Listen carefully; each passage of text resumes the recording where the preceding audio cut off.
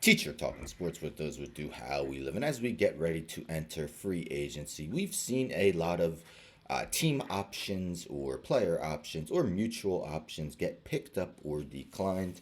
It's cold in my basement while I'm wearing a hoodie. But anyhow, in this video here, we're going to take a look at 9 somewhat notable players that had their option decline, whether it was themselves that declined it, their team, or a mutual option where one side declined it. I will name the players in alphabetical order by last name. So let's start with Eloy Jimenez. Now, Jimenez, of course, was a big time prospect with the Chicago White Sox and just hasn't panned out. He had a $16.5 million club option, which obviously wasn't going to get picked up. $3 million buyout. His best season really came in 2022, but this past year with the White Sox and Orioles was worth a negative zero point 0.7 WAR. Next, we got Sean Manaea, who's coming off probably the best season of his career with the New York Mets. Excuse me, 33 years old on February 1st. Had 12 wins, 3.47 ERA in 32 starts, a 1.08 whip. He had a $13.5 million player option, which he obviously declined. He'll probably get a qualifying offer, which he'll probably reject as well, looking for a long-term deal. Nick Martinez had a $12 million player option, which he declined. Pitched in the rotation, made 16 starts, also made 26 appearances out of the bullpen, a 3.10 ERA. And a 1.03 whip. Had 2 very good seasons as well with the Padres, where was utilized more as a reliever, but also was a starter. He is 34 years old. Next, we got Joc Pederson. Still crushes right-handed pitching. Can't really play him against lefties, but declined his part of a mutual option of $14 million. So Peterson this past season, a 151 OPS plus, 23 homers in 367 at bats, a 393 on base percentage. So career highs in both on base percentage and OPS 908. He is 32 years old. Jorge Polanco of the Seattle Mariners. Now, the team rejected his $12 million club option. He had a $750K buyout. Last season was his first in Seattle after spending the previous 10 years with the Minnesota Twins, and it was not a very good offensive season for him. He did hit 16 homers, but batted just .213 with a 93 OPS plus. Forgot to switch to him. Just under a 300 on base percentage. I mean, it was just 2021 where he cranked 33 homers, nearly scored and drove in 100 runs. In 2019, he scored 107 times. Not quite the same player. An adequate defensive second baseman. He is 31 years old. Anthony Rizzo of the New York Yankees.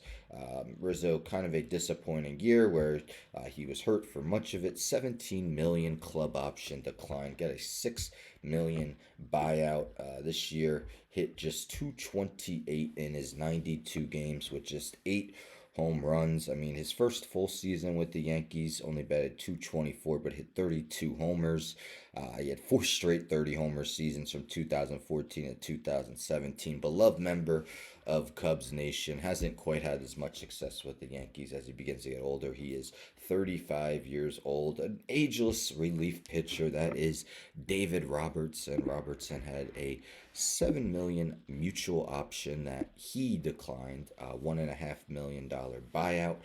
Robertson, as you see, will turn 40 years old April 9th, so soon after the season begins. This year had a 3 ERA, well over a strikeout per inning, 12.4 per 9, 1.11 whip.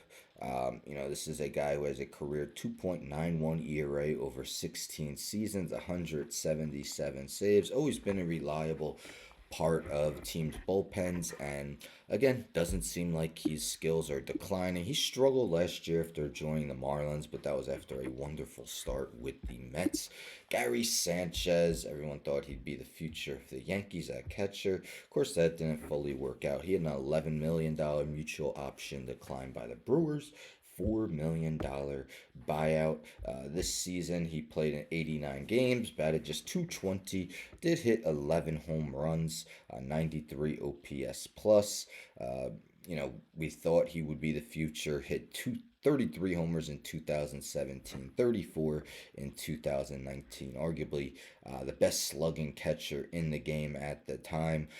Still hits for pop and has shown improvement on defense, although metrics weren't as fond of him, and he did DH quite a bit this past year. And let's end with Blake Snell, the two-time Cy Young.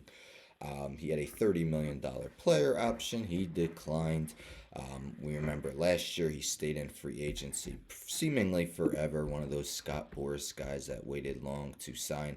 And he was awful to start his first season with the San Francisco Giants. Got hurt, came back, and was probably the game's best pitcher after coming back.